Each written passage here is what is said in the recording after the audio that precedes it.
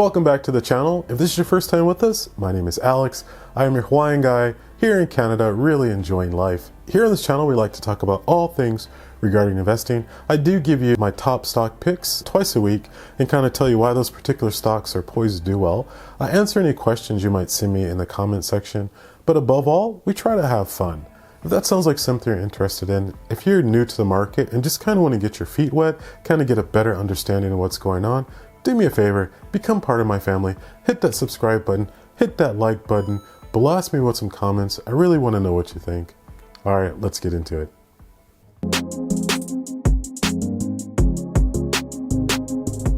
Okay guys, in today's video, I want to talk about the topic of buying a home or renting a home. Which one is better for you? I hope after you finish watching this video, maybe you have a better understanding of the process of purchasing a house or renting a house and the different gains and losses that you would receive from either choice. So first, I want to talk about purchasing a home and the benefits of purchasing a home.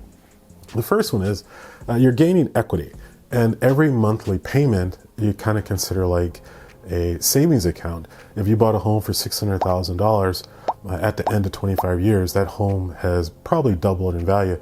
Keep in mind, you did pay quite a bit of interest there. So a lot of that was money you put in there. So the house did gain equity, but it didn't actually gain, say, $1.2 million equity because you probably put $800,000 or $900,000 in there. But to keep things kind of simple, let's just say, 25 years later, that house is worth $1.2 million. So you got a really nice nest egg there. If you purchased a house at the age of 25 and sold it at the age of 50, kudos to you. You got $1.2 million of equity in this current home. The next thing great about purchasing a home is the privacy. If you own your own home, you can paint it polka dot plaid with a big neon light saying, "This is my house," on the front yard, maybe. Okay, maybe not. But for the most part, the interior of the house, you can pretty much do anything you want. So the freedom, you don't have to worry about rent increases. You don't have to worry about the landlord kicking you out your home. It's pretty stable. If you want to purchase your home, as long as you pay those mortgage payments, you're free to do anything you want. Now, the downside of owning a home, the first one is you're committed for 20 to 25 years. If you have a job where you honestly see yourself in that same job, same location for the next 25 years, have at it, chief. But most people tend to move a little bit. And if you're in a company that moves people every 3 or 5 years, before you purchase a home, think about that. If you buy a home now and you get transferred 3 years later and you have 1 month to move, you're going to have to put your property in someone else's hands and let them do the whole process for you. And they're probably going to charge you a pretty hefty fee for doing that.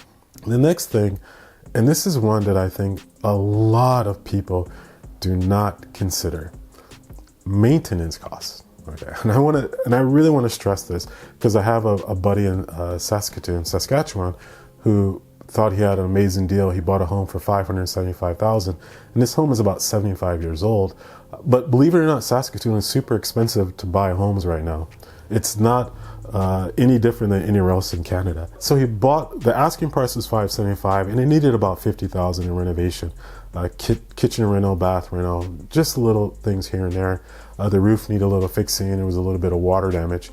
So let's just say, he bought it for $625,000, including the tax you got to pay, which is a whole nother ball of wax. But on top of the renovation loan he did, you have to think of the yearly renovation cost. And this is not just, fixing the roof or, painting a wall or fixing the toilet. You also have to think about when your appliances break down. If your washer and dryer breaks down, if your refrigerator, if your stove, your dishwasher, different type of appliances within your home, if they break, you're on the ticket for repairing those. No one else is going to repair it for you. Versus if you rent a place, if the dishwasher clunks out, you give the landlord a call, "Dude, my dishwasher is broken." Either they replace it, give you a refurbished one, or they fix it. But you pay nothing. So when you think about this, you have to think about those maintenance costs because they do tend to build up quite a bit over the year. You also got to pay for keeping your lawn maintain. You got to pay for the lawnmower, the snow blower, the rakes, and blah, blah, blah, blah. There's a lot of things that a lot of people kind of forget when they purchase a home that they have to do. And I know some of you are going to say, okay, well, what if I live in a townhome? Well, that's great. Now you're going to have strata fees that are probably $300 or $400 a month. So when you look at the purchase of a home and you think of your monthly mortgage, add in a little maintenance cost, at least $100 to $200 to your budget, so that when something does happen, you're not surprised and you're strapped for cash. But I want to show you a scenario of how much you're actually going to pay monthly. And I know here in BC, finding a home under $600,000, if somebody out there knows where I can buy a home for under $600,000, I would love to hear from you, but they're far and few between. But I want to look at, say you purchase a home for $600,000, okay? Don't forget, you have to pay closing costs, you got to pay the real estate fee, you got to pay the lawyers to do the contracts, you got to pay the tax. So let's just say, for simplicity's sake, let's just say all of that kit and caboodle costs you $675. You put $50,000 down payment on this home.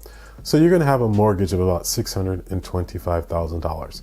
Now I want to show you how much you're going to actually pay monthly for a $600,000 home. And basically your mortgage is going to be about $2,960, and this is for the principal and the interest. But if you put $50,000 down on a home, that is less than 20%. If you put less than 20% on a home, you have to pay something called PMI. And PMI is property mortgage insurance.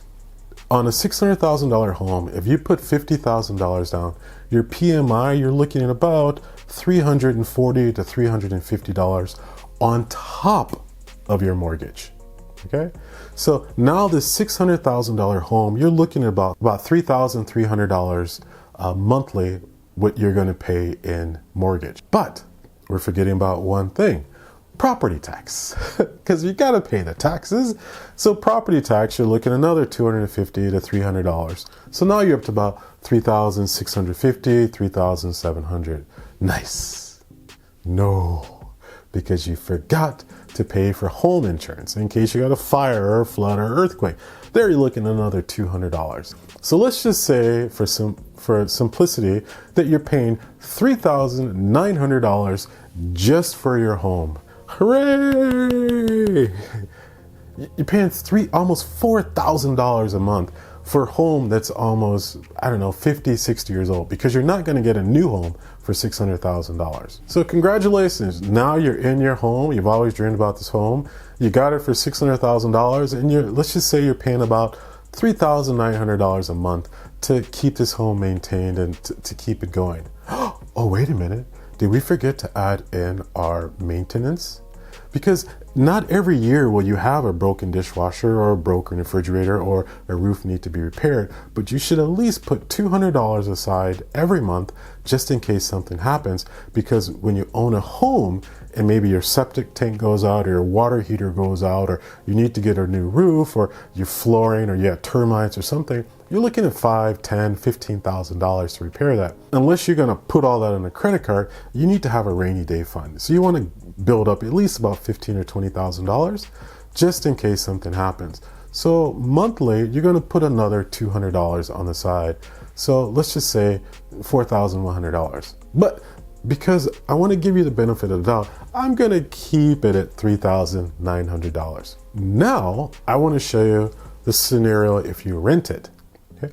So let's just say you're renting a place, a 3-bedroom apartment, for $2,000 a month. So about $1,900 a month different. The home you bought, you took $50,000 and put in a down payment. But in this scenario, I want you to take $25,000 and perhaps buy a new car, or pay off the car you have now, or pay off credit cards to get your debt down more. The other $25,000, I want you to put into the stock market. And typically speaking, the stock market will give you about 10 to 12% rate of return annually. Okay? So you put $25,000 into the market. Are you with me? You take $1,900, you put it into the market every month consistently for 25 years. Again, I said the average rate of return is about 10 to 12%, but I'm going to bump it down to about 9%. After 25 years of putting $1,900 into your account at 9% rate of return, you're looking at about $2.2 million. Now, I know a lot of you guys are going to say, okay, Alex, but your rent is going to increase over that 25 years, and it might be $2,000 now, but maybe it might be $2,600, $2,700 20 years from now. Yeah, but your salary will increase as well. So you'll still be able to put that $1,900 into the market consistently. My point is, by putting $1,900 into the stock market over 25 years, if you put $1,900 every month consistently, will give you about $2.2 million. Now, the great thing about this, you actually only put in about $560,000, $570,000 you contributed to this account. The rest of it is just compound interest, just beautiful interest, right? So you have a home that's worth $1.8 million. And now you have this liquid cash that's worth $2.2 million. The big difference, you can't get any money on this home until you sell it. And when you sell it, you gotta pay taxes, right? So that 1.8 million, maybe 1.2, 1.3. But this 2.2 million in the market, you don't have to take it out. You can set up your portfolio where you have ETFs where it actually pays you dividends. And with $2.2 million with certain dividend funds, you can get about maybe $70,000 or $80,000 of passive income every year for the rest of your life. For the rest of your life. And that $2.2 million in theory will never ever deplete. It will never ever change. Okay? So again, you bought your home when you were 25 and you paid till you're 50 and it's worth 1.8. Or you invest in the stock market. Yeah, you might move 5 times during that time period, but you got $2.2 million and now you have about $70,000 or $80,000 of passive income that you will get for the rest of your life. Okay? So when you think about the two scenarios, which one is better for you? Okay? You have the security of this home that will be paid for in 25 years, and you can live out your dying days in this one home for the next 50 years. If that's something you're interested in, I say fabulous. Definitely buy a home. But this is not the same time and era as your parents, as your grandparents. The world is more globally connected, and we're going to move around a lot more. So I don't really think, in my personal opinion, buying a home is the right option, because I've lived in Japan, Korea, China, Philippines, the UK, South America, back in Hawaii, and I've moved all these countries for the last 20 years. In my personal preference, being stuck in one location for 25 years is just terrifying. So when you're thinking about purchasing a home, or you're thinking about renting, which is more important? Why are you buying that home? Are you buying a home because your parents are telling you? Because that's what your friends are doing? Do you want to be house poor? Do you want to have this home that's worth $600,000? Yeah, it's worth $600,000, $700,000, $800,000, but you have no money in your pocket. Or would you rather have liquid assets that you can pull out within a matter of days and do anything you want? Okay? It comes down to preference. I hope what you take away from this video is you don't have to keep up with the Joneses, and you don't have to do everything your parents tell you most of the time. Again, because the way that the world was for them 20, 30, 40 years ago is a completely different world to now. Sit down with a piece of paper, write the pros, the cons. Why do you want to buy a house? Why do you need a house? Is it better for you to rent? Is it better for you to buy? Actually write it out and see what's best for you.